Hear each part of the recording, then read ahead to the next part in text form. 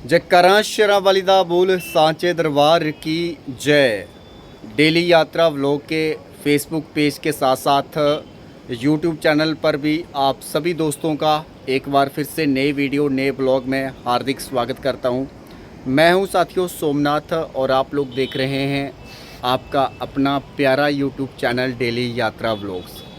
जैसा कि आप सब जानते हैं कि एक लोकल नागरिक होने के नाते पिछले कुछ महीनों से एक प्रयास, एक पहल, कोशिश मेरी खासकर उन लोगों के लिए यही रहती है कि जो लोग चैनल के माध्यम से जुड़े हुए हैं, फेसबुक के माध्यम से जुड़े हुए हैं, छोटी मोटी यात्रा से, मौसम से जानकारियाँ साझा करने का अपने इसी चैनल के माध्यम से।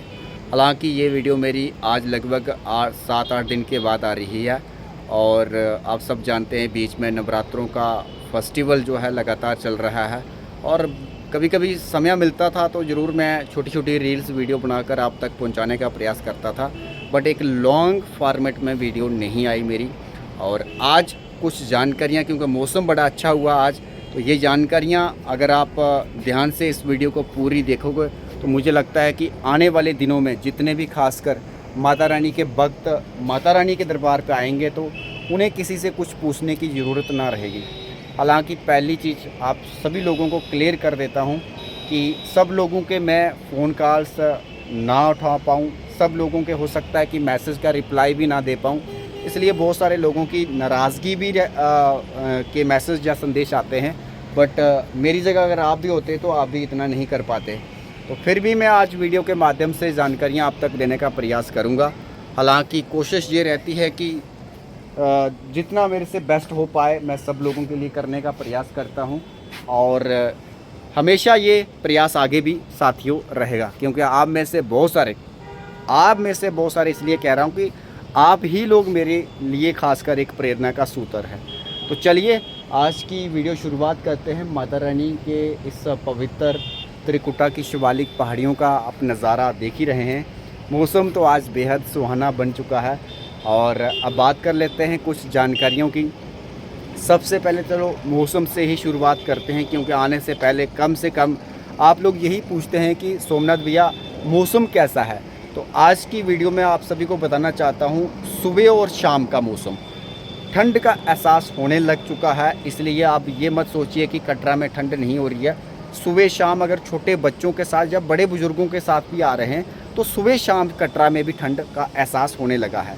इसलिए ये ख्याल रखना बहुत ज़रूरी है कि अगर आप लोग होटल्स बुक कर रहे हैं, गेस्ट हाउस बुक कर रहे हैं, तो ऐसे में आप बुकिंग करने से पहले एटलीस्ट ये कन्फर्मेशन ज़रूर कर लीजिए कि गर्म पानी की ज़रूरत आपको नहाने धोने के लिए ज़रूर पड़ेगी यहाँ पे।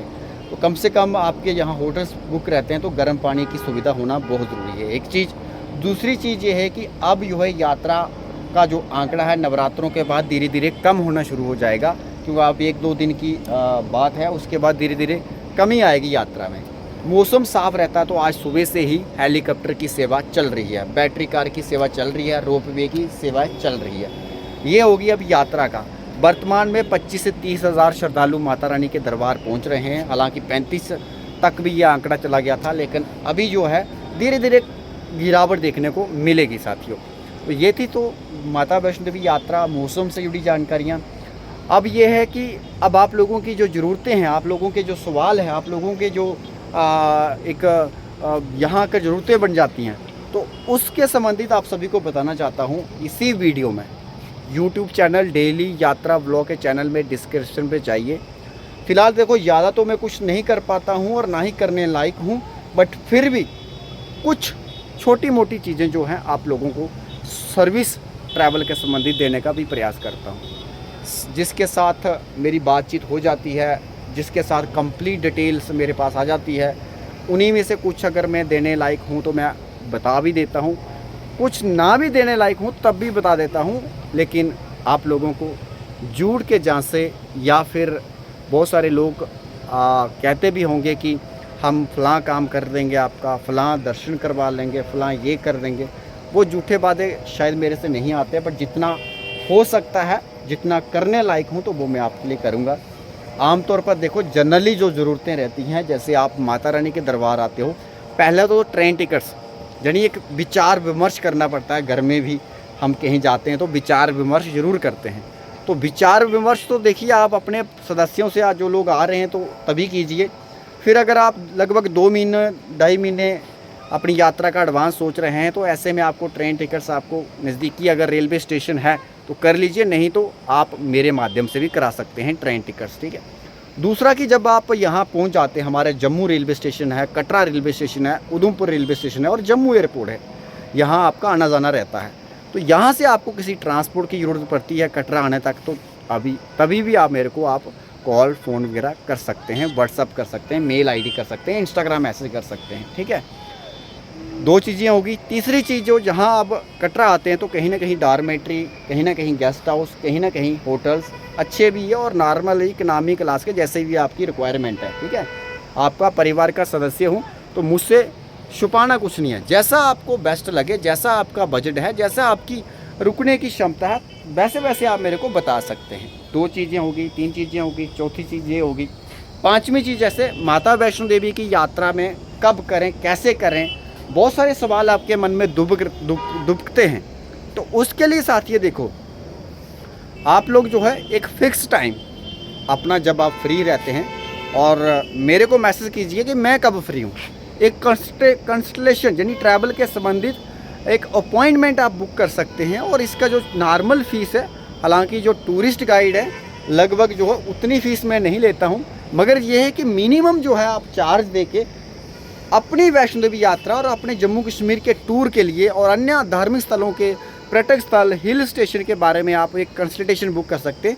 उससे आपका क्या हो जाएगा कि कम से कम आपको एक आइडिया हो जाएगा कि हमारी यात्रा कैसी रही, यात्रा में क्या क्या सर्विस आपको मिलने वाली है और आप लोगों का कितना बजट जाने वाला है। मेन चीज़ देखो, जब भी हम घर से निकलते हैं ना तो कहीं ना कहीं पैसा बीच में आता है, रोल बड़ा इंपॉर्टेंट प्ले करने वाला। तो ऐसे में ये चीज़ आप ट्रैवल अपॉइंटमेंट बुक करके मेरे से आप लगभग 30 से 35 मिनट पूरा एक गाइड ले सकते हैं, जो कि आप लोगों को मैं मतलब कोशिश ये रहती है कि मैं ही आपको गाइड करूं, तभी आपको संपूर्ण जानकारियों के साथ साथ संपूर्ण एक इटनरी आपकी बन जाए ट्रैवल की, ठीक है। ये चीज़ हो गई। उसके बाद जो है आपकी बुकिंग, माता वैष्णो देवी यात्रा से जुड़ी, कब यात्रा करें, बाणगंगा से कब निकलें, चरण पादुका से कब जाएं, अर्धकुंवारी दर्शन कैसे करें, उसके बाद बैटरी कार कब मिलती, कैसे बुक करें, उसके बाद अपने रोप वे आ गया, दर्शन कब करें, आरती का टिकट कैसे बुक करें, कब करें। बहुत सारे मन में सवाल ऐसे होते हैं जो विचलित कर लेते हैं, और कब यात्रा करें, कब वापस आएँ, कौन से होटल में रुकें, बजट कैसे कम करें, हमारे पास समय बहुत कम है, अन्य धार्मिक स्थल कैसे घूमें, और उसके साथ साथ हमारी यात्राएं आगे पीछे जैसे Shivkhori, Patnitop, Nattha top, Mansar lake, world highest railway bridge कैसे देखें। जम्मू कश्मीर आए तो वर्ल्ड हाईएस्ट रेलवे नहीं ब्रिज देखा तो ऐसा लगता है कि आधी अधूरी ही यात्रा की है। ये चीज़ें होगी। उसके बाद साथियों आपको यहाँ से जब आपकी ट्रेन रहती है तो ड्रॉपिंग का समय भी रहता है, ट्रेन का समय निःशुल्क रहता है, निर्धारित रहता है, तो कम से कम समय के साथ पहुँच भी जाएँ, उसके लिए ट्रांसपोर्ट की ज़रूरत पड़ती है। सारी चीज़ों को आपको मैं गाइड करने का भी प्रयास करूँगा, और बाकी सर्विस जो मैं दे सकता हूँ उसके लिए मैं आपको इटनरी में या ऐसे जब आप मेरे से कंसल्टेशन लोगे, बातचीत करोगे तो उससे आप चीज़ें की सारी चीज़ें क्लियर हो जाएंगी। तो फिलहाल ये थी छोटी मोटी जानकारियाँ। वीडियो पूरी देखना, तभी आपको जानकारियाँ, नॉलेज मिलता है। वीडियो मेरी लेट ज़रूर आती हैं, लेकिन ये है कि एक लोकल नागरिक हूँ, मुझे साथ में सर्विस देनी होती है, गाइड भी करना होता है लोगों को, इसलिए मेरी वीडियो रेगुलर बेस पे नहीं आ सकती हैं, क्योंकि लोगों को सर्विस दूंगा तो लोग ज़्यादा से ज़्यादा आएंगे। और सबसे बड़ी बात मैं आप सभी को बताना चाहता हूँ, आप लोग मेरे इसलिए भी इम्पोर्टेंट हो क्योंकि इस साल 2024 की अगर मैं बात करूँ, कुछ नए लोगों से भले ही मेरा राब्ता कम पड़ा हो, मगर जो मेरे पुराने साथी, जो मेरे सर्विस लेके चले गए हैं, वो लोग रिकमेंडेशन और रेफरेंस के माध्यम से इस बार का ओवरऑल मैं कहता हूँ कि 70% जो मेरा काम काज है वो इसी से चला है। क्योंकि भाई मेरी कोशिश रहती है कि मैं महीने में 2-4 लोगों को ही सुविधा दूं, मगर अच्छी दूं और सच्ची दूं, और सबसे बड़ी बात कि धोखेधड़ी ना हो। ट्रैवल के इस काम में बहुत सारे देश के अलग अलग राज्यों में लोग फ्रॉड कर रहे हैं, साइबर क्राइम कर रहे हैं, मगर ये कि मेरी कोशिश ये रहती है, एक तो देखो मैं जम्मू कश्मीर टूरिज़्म डिपार्टमेंट का अप्रूव्ड ट्रैवल गाइड हूँ, यानी कहीं ना कहीं डिपार्टमेंट ने रजिस्टर्ड करके एक पर्टिकुलर स्थान पे भेजा हुआ है मेरे को, ताकि लोगों को सही जानकारियाँ मिलें। और बाकी फ्रेंड्स देखो, कहीं ना कहीं जब आप कोई सर्विस लेते हो तो उसका चार्ज सबको पे करना पड़ता है, मुझे भी पे करना पड़ता है, मगर ये है कि आपकी उम्मीदों पर हमेशा खरा उतरने का प्रयास करूँगा। तो ये थी साथियों छोटी मोटी जानकारियाँ। उम्मीद करता हूँ कि आप लोगों को जानकारियाँ भी पसंद आती होंगी और माता रानी के दरबार के तो दर्शन आप देख ही सकते हैं आज सुबह सुबह के। और बाकी डिस्क्रिप्शन में आप जाइए और पूरा लिंक्स मेरा देख लीजिए। और उसके बाद मेरा व्हाट्सअप भी है, व्हाट्सअप ग्रुप में भी अगर शामिल होना चाहते हैं तो उसमें भी आप लोग शामिल हो सकते हैं। तो चलिए इन्हीं बातों के साथ, जानकारियों के साथ अपने दोस्त सोमनाथ शर्मा को दीजिए आज के लिए अनुमति। लेकिन अगर चैनल पे नए हैं तो सब्सक्राइब करना मत भूलिए। जयकारा शेरां वाली दा बोल सांचे दरबार की जय।